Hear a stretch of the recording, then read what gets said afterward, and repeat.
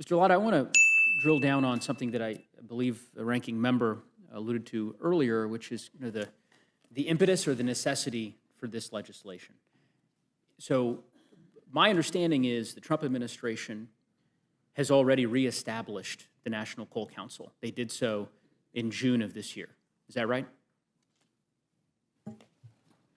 What we're looking at trying to do here is get it in statutory language. Sure. So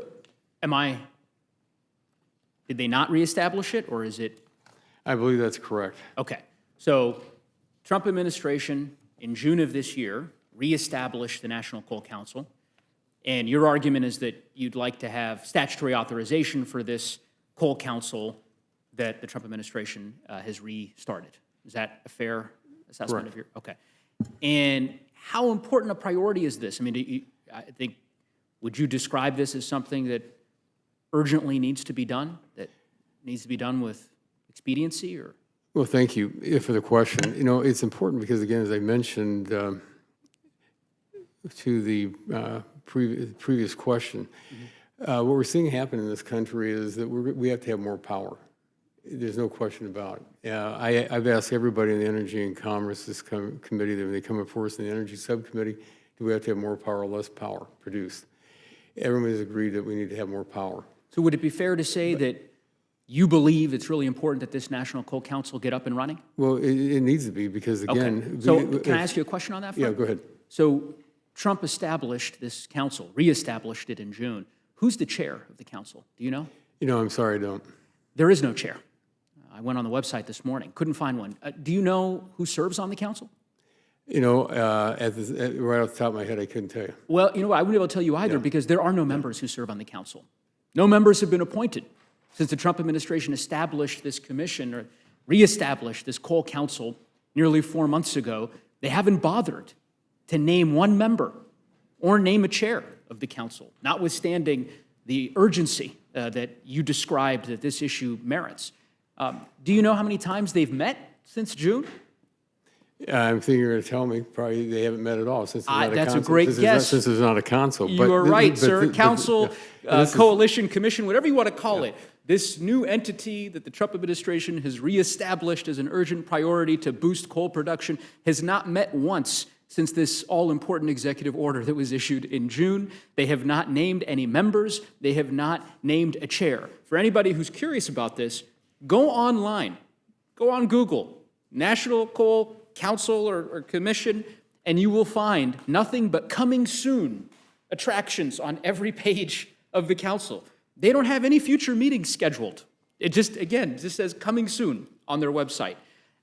You could understand, Mr. Lotta, my indignation here, and I think, you know, indignation, frankly, from a lot of Americans who would say, if this is such an important priority, right, why are we spending time considering before the Rules Committee a bill to codify a council when, in fact, that isn't necessary? The council could do its business today.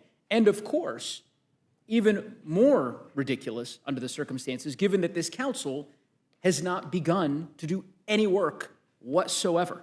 I mean, why reestablish it? Do you know when they're going to meet? And again, have you gotten a sense if I may. Sure. Again, it's important that this is done statutorily because as I mentioned a little bit earlier, we're in a race right now. No, I hear you. And the race that we're in is with Communist China.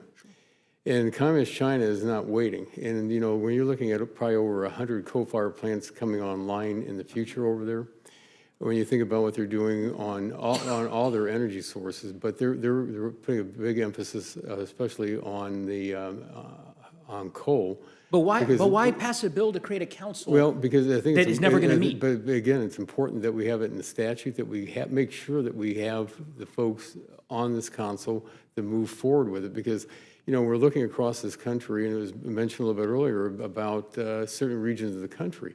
You know, you look up not on the coal side, but you look on the New England states, when the governor's up there saying that the people up there are paying 40% more, and they're looking at pipelines. Mr. So Lotta, this is where we fall back. I hear you. I want to give you, and I want to give you ample time to be able to respond. We all look for an all of the above energy strategy. I would just say everything. again, we're not talking about the merits here. I'm not. we can have a debate. I think you had that debate previously about the merits. I'm simply saying I don't understand the rationale of spending time passing a bill to create a council when that council already exists and when they refuse to meet now as it is. I mean, if we pass this bill, are you saying that now they will magically start meeting, that the Department of Energy is going to decide to appoint a chair? They could appoint one today. The council could meet tomorrow. They could update their website. I suspect they probably will after now this exchange here that, perhaps there's some folks at the Department of Energy who've realized that, lo and behold, this really important coal council that they've decided is integral to the future of the country hasn't bothered to do anything. They haven't even bothered to update the website. I suspect they're going to change that. But in any event, that's my only point, Mr. Latta. It's not, I mean, they clearly don't share your sense of urgency. You'd agree with that, right? Otherwise, they'd be meeting. Well, and again, the United States, it's estimated that we have the largest amount of coal reserves in the world. So why don't they meet? Well, again, I think it's important that we do it in statute and get it They don't done. need it. They can meet now. So that's why I think we ought to get the bill passed. Okay. Well, I appreciate it, Mr. Latta, and I appreciate the chair's indulgence. But I think if pressed, the chair might concede that this is a salient point, that there's no reason for us to be spending our time. I mean, at a minimum, if you're going to make the case to your colleagues in the House that this is an urgent priority, somebody's got to call someone over at the Department of Energy and tell them, hey, you know what? Maybe update the website and appoint a few members and act like you're doing some work so that we can convince our colleagues that this is a council worth supporting and ultimately enshrining into statute. But anyway, I'm not in charge here, so I defer. I'll yield back to the chair. I thank Mr. Latta and Mr. Mendez. Gentleman yields back.